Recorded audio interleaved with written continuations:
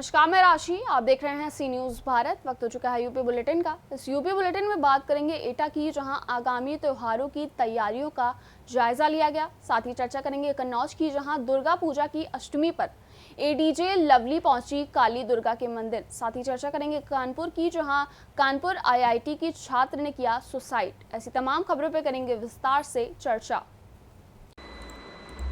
10 अक्टूबर को नवागत पुलिस उप महानिरीक्षक प्रभाकर चौधरी ने जनपद एटा में अपना पहला भ्रमण किया। इस अवसर पर उन्होंने भारी पुलिस बल के साथ कोतवाली नगर क्षेत्र के भीड़ भाड़ वाले इलाकों में पैदल मार्च किया। मार्च के दौरान डीआईजी और एसएसपी एटा ने रामलीला मैदान का निरीक्षण किया। वहां स्थापित सीसीटीवी हब की जांच करते हुए संबंधित अधिकारियों को आवश्यक दिशा निर्देश दिए। बाद में डीआईजी अलीगढ़ परिक्षेत्र ने एटा के वरिष्ठ पुलिस अधीक्षक श्याम नारायण सिंह और अन्य वरिष्ठ अधिकारियों के साथ पुलिस लाइन में गोष्ठी आयोजित की। इस गोष्ठी में लंबित विवेचना, वांछित की गिरफ्तारी, आईजीआरएस कानून व्यवस्था, जन सुनवाई, मिशन शक्ति और आगामी त्योहारों के मद्देनजर शांति व्यवस्था बनाए रखने के निर्देश दिए। गोष्ठी में कई क्षेत्राधिकारियों की उपस्थिति रही। ये जस्ट चूंकि त्योहार का सीजन है, मौसम है और ऐसे में थोड़ा भीड़ भाड़ रहती है, तो लोगों के अंदर जो पब्लिक है उनके अंदर एक कॉन्फिडेंस रहे और सुरक्षा की भावना वो महसूस करें, इसलिए इस तरह का भ्रमण समय समय पर प्रस्तावित रहता है। तो उसी क्रम में यहाँ पर जनपद एटा का भ्रमण किया गया है और फुट पेट्रोलिंग की गई। सर, यहाँ दशहरा के दिन काफी भीड़ होती है, तो क्राउड मैनेजमेंट को लेकर क्या कुछ निर्देश दिए गए हैं, क्योंकि बहुत ज्यादा भीड़ होती है आसपास में? यहाँ पे मैंने अभी जो निरीक्षण किया उसमें सीसीटीवी कैमरे भी लगे हैं, तो ऐसे भी उसके माध्यम से भी क्राउड पे नज़र रखी जाती है। और चूंकि देहात से लोग आते हैं और शाम तक चले जाते हैं, तो रात में कोई बहुत बड़ा इशू नहीं है। ग्राउंड भी काफ़ी बड़ा है, व्यवस्थाएं काफ़ी ठीक है। जो पुलिस फोर्स का है डिप्लॉयमेंट है वो रहेगा और यहाँ पे जो लोकल गस्टेड अफसर हैं वो भी भ्रमण करते रहते हैं, तो मुझे नहीं लगता कि ऐसी कोई विषम परिस्थिति उत्पन्न होगी। एक अलग पुलिसिंग के लिए आपकी एक छवि है, तो क्या गाइडलाइन जारी की गई है मंडल के पुलिसकर्मियों पर, अधिकारियों? नहीं, कोई ऐसी छवि की बात नहीं है। जो नॉर्मल पुलिसिंग होती है वो प्लस जो विशेष तौर से फुट पेट्रोलिंग, साथ ही जो बेसिक चीज़ें उस पर भी ध्यान दिया जाए, जैसे बीट कांस्टेबल का प्रॉपर नियुक्ति रहे, उनकी मॉनिटरिंग की जाए, बीट प्रणाली सुदृढ़ हो, इन सब चीज़ों पे काफ़ी जोर दिया जा रहा है। सर, त्योहारों का मौसम है और आने वाले समय में भी कई त्योहार हैं, तो किस तरह से जो कम्युनल हार्मनी है उसको बनाए रखने के लिए क्या कुछ पीस कमेटी की मीटिंग होनी है या कोई संपर्क इस तरह के होने हैं? ऐसी मीटिंग्स ऑलरेडी चल रही हैं, पीस कमेटी की मीटिंग, और जो धर्म गुरु लोग हैं विभिन्न धर्मों के, उनके साथ भी कोऑर्डिनेशन बना के रखा जा रहा है। एटा से सी न्यूज संवाददाता आकाश निवासने की रिपोर्ट।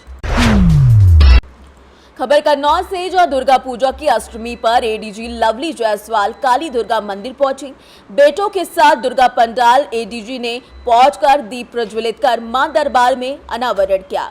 बता दें कि मां के चरणों में शीश नवाकर आरती में सम्मिलित हुई।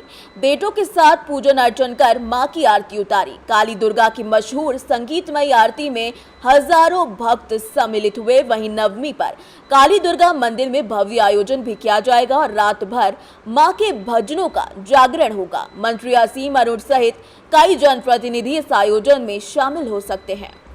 कन्नौज से सी न्यूज संवाददाता सीबू सैनी की रिपोर्ट। खबर कानपुर से है, जहां पर कानपुर आईआईटी के रिसर्च स्कॉलर ने गुरुवार को अपने हॉस्टल में अपनी जीवन लीला खत्म कर ली। कल्याणपुर थाने की पुलिस और फॉरेंसिक टीम जांच कर रही है। परिवार के लोग भी मौके पर पहुंचे हैं। एक सुसाइड नोट भी लिखा है, जिसमें उसने अपनी मौत का जिम्मेदार खुद को ही बताया है। परिवार के लोग हॉस्टल पहुंच चुके हैं। कल्याणपुर थाने की पुलिस और फॉरेंसिक टीम साक्ष्य जुटा रही है।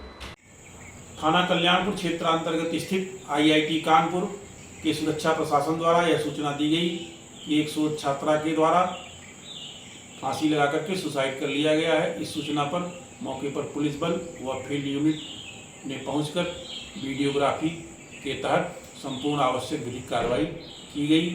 मौके पर एक सुसाइड नोट भी मिला है, जिसमें मृतका के द्वारा घटना के लिए किसी को दोषी नहीं बताया गया है। परिजनों की उपस्थिति में शव को मोर्चरी भेजा गया है। अन्य आवश्यक विधिक कार्रवाई की जा रही है। कानपुर से सी न्यूज संवाददाता भरत पांडे की रिपोर्ट। खबर कौशाम्बी से, जो नगर पालिका मंझनपुर अध्यक्ष वीरेंद्र फौजी की अनोखी पहल सामने आई। वीरेंद्र फौजी ने गरीब परिवार की बेटी के विवाह कराने का बेड़ा उठा लिया। एक दिन पहले बेटी की शादी के लिए मंजनपुर नगर पालिका अध्यक्ष वीरेंद्र फौजी से परिवार के लोग सहयोग मांगने गए थे। वीरेंद्र फौजी ने थोड़ा सहयोग न कर रीति रिवाज से अपने पेंशन के खर्चे से विवाह कराने की जिम्मेदारी उठा ली। गरीब बेटी शालिनी धुरिया के विवाह के लिए अध्यक्ष वीरेंद्र फौजी ने मंजनपुर के मदन गेस्ट हाउस में पूरी रीति रिवाज के साथ विवाह कराया।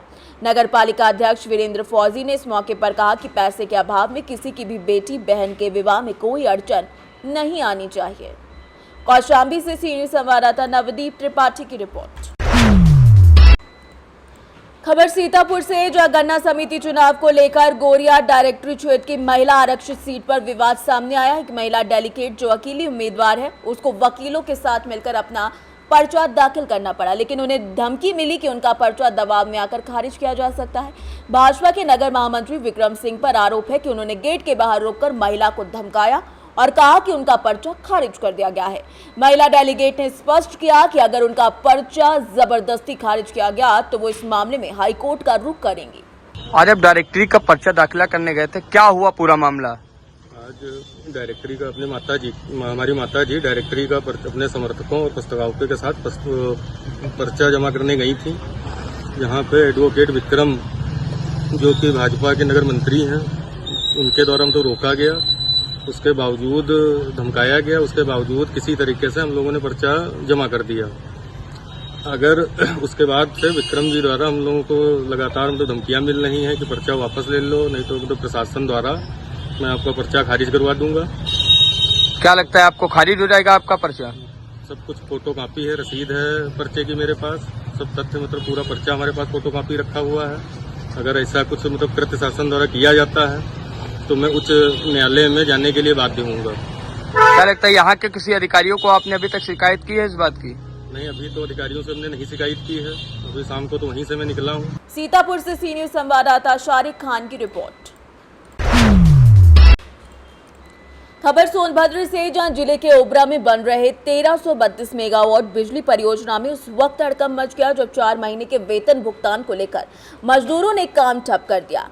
काम ठप होने से अधिकारियों के हाथ पांव फूल गए। मजदूरों ने काम बंद कर ओबरा एसडीएम कार्यालय का घेराव करते हुए जमकर विरोध प्रदर्शन किया, जिसके बाद तत्काल ओबरा एसडीएम द्वारा दूसान कंपनी के अधिकारियों को बुलाकर वार्ता की गई और जल्द वेतन भुगतान करने के आदेश दिए गए। भुगतान जल्द नहीं होता तो अधिकारियों पर मुकदमा दर्ज कराए जाने की भी बात कही गई है। सर, ये आज जो है मजदूरों को लेकर के जो आप आज तहसील में आए हैं और सुनने में मजदूरों से ये आ रहा है कि धांधली बहुत तेज़ी से जो है दूसान कंपनी से देखा जा रहा है। क्या संज्ञान लिया और क्या संदेश देना चाहेंगे लोगों को? फिलहाल अभी संदेश यही देना चाहेंगे, मंडे आज बात पूरी तभी हो सकती है जब दूसान के अधिकारी उपस्थित हों। दूसान की तरफ से एचआर दिलीप ठाकुर उपस्थित नहीं है, वो इस समय पिपली ऑफिस में है। मंडे ट्यूसडे को मैं नोटिस जारी करूँगा दूसान को और टीएमसी को, दोनों को, और मंडे या फिर ट्यूसडे को दूसान में बैठ के इन सारे डॉक्यूमेंट्स की इनकी जांच उपलब्ध की जाएगी। कहना चाहेंगे हम इस संज्ञान को, सर मैं मीटिंग में था जो है, और वहाँ के सुपरवाइजर आए जो है टीएमसी के, वो इस तरह से गोल मटोल बात कर रहे थे कि प्रेजेंटी मैं भरता हूँ नहीं हूँ, माने उनका माने मजदूरों का प्रेजेंटी इनका आदमी कौन भरता है इनको खुद ही मालूम नहीं है। अब ये किस तरह से टीएमसी काम कर रही है, और एक जो है प्रेजेंटी 26 दिन का बना के देते हैं और उसी को जो है ये जो है 8 दिन 10 दिन का करके जो है ये कर रहे हैं। इस तरह से मजदूरों का शोषण, और योगी गवर्नमेंट में जीरो टॉलरेंस पर काम कर रही है, और उन्होंने कहा मजदूरों के साथ कोई जो है अन्याय शोषण नहीं होगा, और हम लोगों के यदि मजदूरों के हक का और उनको न्याय नहीं मिलेगा और जितना दिन मजदूरी नहीं किए हैं तो निश्चित तौर पर हम लोग आगे जाएंगे और जो है मजदूरों